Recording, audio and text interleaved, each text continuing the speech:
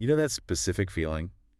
It's this weird mix of relief and then this sudden creeping dread. Mm-hmm. You've spent weeks, maybe even months, planning the trip. You nailed the flight booking. You got the window seat. The plane actually lands on time, and you're feeling good. You feel like you're winning at travel. It's the false summit of travel. You think you're done, but you have one more climb. Exactly. You step off the jet bridge, you grab your bag, and then suddenly the stress levels just spike. Mm-hmm. It's that last mile problem. Right. You're physically on the ground, but you're not there yet. You aren't at the hotel. You aren't at the park. You're just at the curb. It is the classic traveler's dilemma.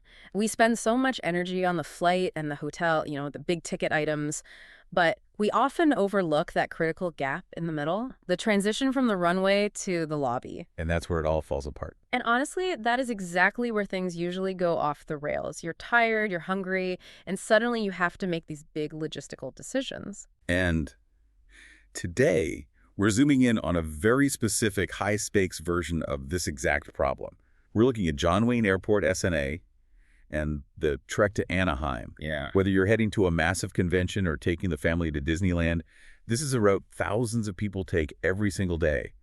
And yet, looking at the data, it seems like so many people just wing it. Which is fascinating to me because if you look at our source material for today, the SNA to Anaheim Ground Transportation Guide, it points out something really important right off the bat. What's that?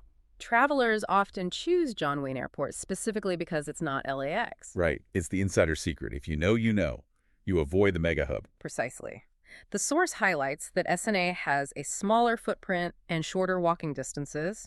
It's designed for efficiency. Yeah. You choose it because you want to avoid the chaos. You want to get in and get out. Mhm. You're buying time by choosing this airport. You are. But here's the conflict, and this is what we're going to really unpack today. You pick the efficient airport to save time. You're feeling smart. But if you pick the wrong ground transportation, you can ruin that efficiency in about 5 minutes. Oh, easily. You can undo all that strategic planning just by standing on the wrong curb. That's the tension. You have this 20 to 30-minute gap between the airport and your destination in Anaheim. So the mission of this deep dive is to analyze the guide and figure out the absolute best way to bridge that gap. So we're not just looking at how to get there, but how to maintain that efficiency you fought for. Exactly. So looking at the guide, we have 4 main contenders fighting for your attention. We've got the private car service, which I'm calling the control option. Okay. We have rideshare, the variable. We have shared shuttles, the budget contender.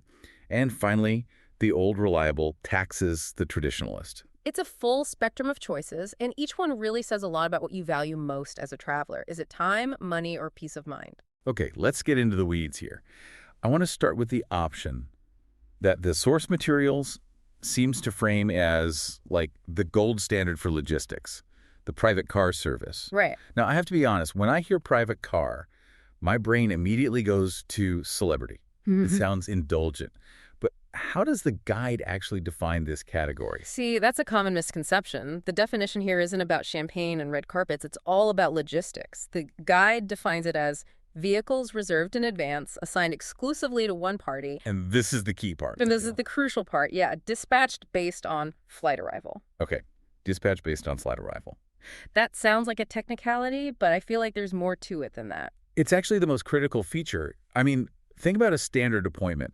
You book a dentist appointment for 2 p.m. If you show up at 3 p.m., you missed it. You missed it. They charge you. But air travel is fluid. Delays happen all the time. Constantly. I don't think I've landed exactly on time in 5 years. Right. So this flight tracking capability means the dispatch office isn't looking at a clock. They're looking at your flight number.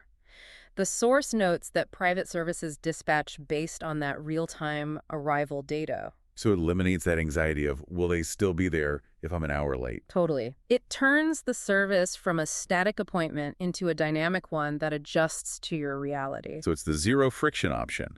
I'm not landing and then frantically texting a driver or wondering if they gave up on me. Exactly. It's all about predictability. And the source actually gets very specific here to ground this concept. It mentions a specific provider, Limo Service Anaheim, located at 519 South Resch Street in Anaheim. That is really specific. It is, but it's helpful because it grounds the concept in a physical reality. This isn't just an app floating in the cloud. There's a physical dispatch office in Anaheim where, humans are monitoring these flights. They're watching the radar so you don't have to. It's the difference between an algorithm and a dispatcher. So who is this actually for?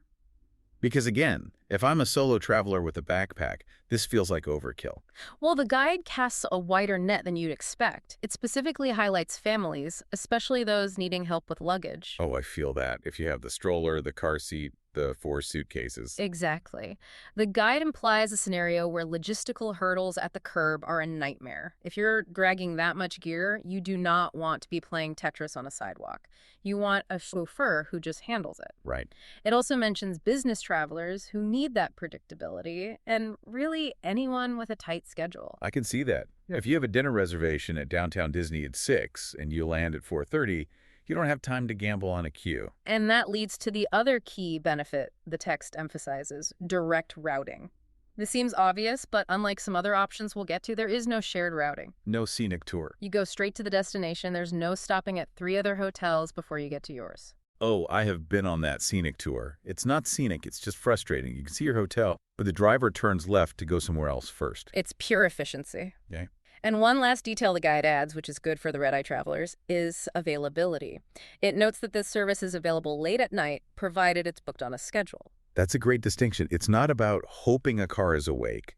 It's about telling the car to be awake. It's the difference between hope and a plan. Exactly. Okay, so that's the control option. High predictability, high service.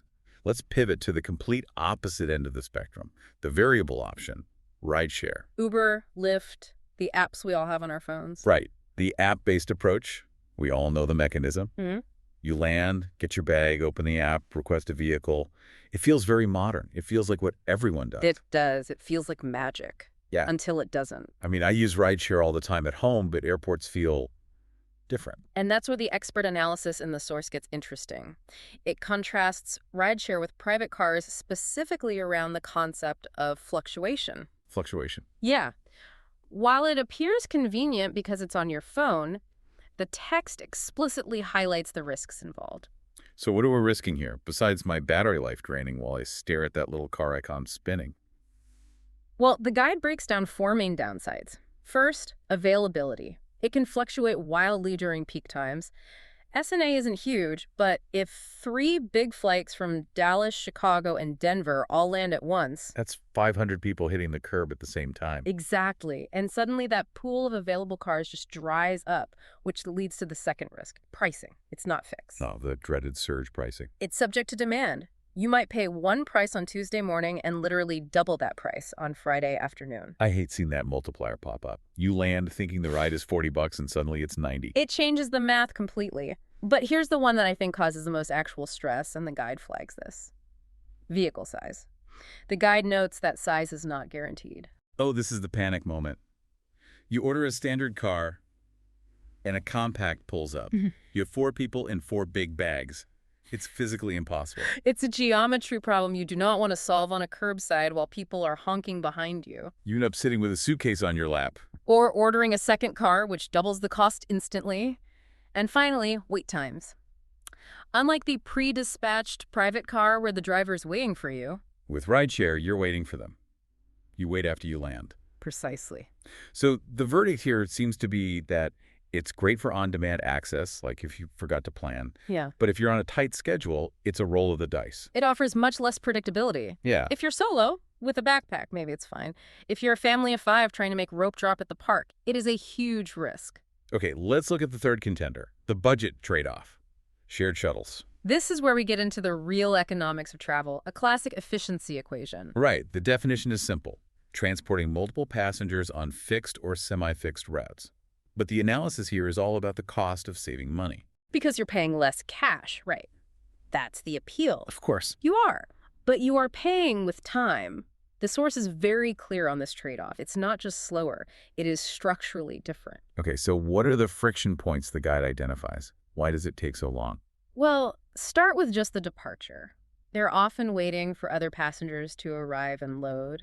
The shuttle doesn't leave when you are ready. It leaves when it is ready. It might need to fill up. It might. And that awkward sitting in the van, making eye contact with strangers, wondering when the driver's coming back. I have done that. It feels like purgatory. Totally. And then once you're moving, you have multiple stops. Right. If your hotel is the fourth stop on the route, you're sitting through 3 luggage unloading sessions before you even see your lobby. That 20-minute drive can easily become an hour. And sometimes they don't even drop you at your specific hotel. Yeah. The guide mentions that. Yeah, centralized drop-offs are possible. So you might get dropped near your destination, but not at it. Imagine being dropped 2 blocks away with those 4 suitcases we talked about. That defeats the whole purpose of a shuttle. So who is the ideal user for this? Because people still use them. Travelers with very flexible schedules who are truly cost-conscious. If you're a solo traveler, you have plenty of time. Maybe you're checking into a hostel or meeting friends later, and you just want to save 20 or 30 bucks. It's a viable option. But the warning. The source explicitly notes this may not be suitable for time-sensitive plans. If you have somewhere to be, this is the option most likely to make you late. Got it. Okay, rounding out our menu, let's talk about the traditionalist, the taxi. It feels a bit vintage, doesn't it? Like, who takes a taxi in the age of Uber? It does, but there's a certain charm to the analog nature of it. The logistics are simple. They're available at designated pickup areas. No app, no advanced booking. You walk up, you get in. It's point-to-point service like the private car, so it has that direct routing benefit. It does. It shares that benefit. You aren't sharing the ride with strangers, but it lacks the reservation aspect entirely. So what are the variables here? Why isn't this the clear winner? Availability? It depends entirely on airport traffic at that moment. If the queue is empty, great. You walk right up. If the queue is 50 people deep, you're standing there. And there's no way to skip the line with a reservation. You're just at the mercy of the queue. Yep. And the pricing structure is different, too. It's metered. It's a ticking clock. Meter anxiety. It's real. It is. Unlike the flat, pre-agreed rate you get with private services, you're just watching the dollars tick up, especially if you hit traffic on the 55 freeway. You're just sitting there watching your budget explode. Right. And again, vehicle size variance. You take what's at the front of the line. You can't usually request a minivan if a sedan is next up. So the summary for taxis is, Yeah. It's a consistent traditional option. It works, but it lacks the guarantee of a reserved service. It's reactive, not proactive. That's the perfect word for it. Reactive. You arrive, see what's there, and you take it. Okay, so we have our 4 contenders. We know the pros and cons, but let's zoom out a bit. The guide gives us some logistics and what I'm calling the golden rules of booking. First off, let's just reestablish the geography for people who haven't been there. Sure. The trip from SNA to Anaheim, whether you're going to the convention center, the business districts, or Disneyland, is typically 20 to 30 minutes. That sounds incredibly quick compared to LAX, where getting out of the airport itself takes 20 minutes. It is quick. That's the beauty of SNA. That's why people choose it. But, and this is a big but, it depends heavily on traffic. That 20 minutes can become 45 or 50 if you hit rush hour. So what's the strategic advice? The guide has a booking tips section. What are the must-dos to protect that 20-minute window? The first one is advance action.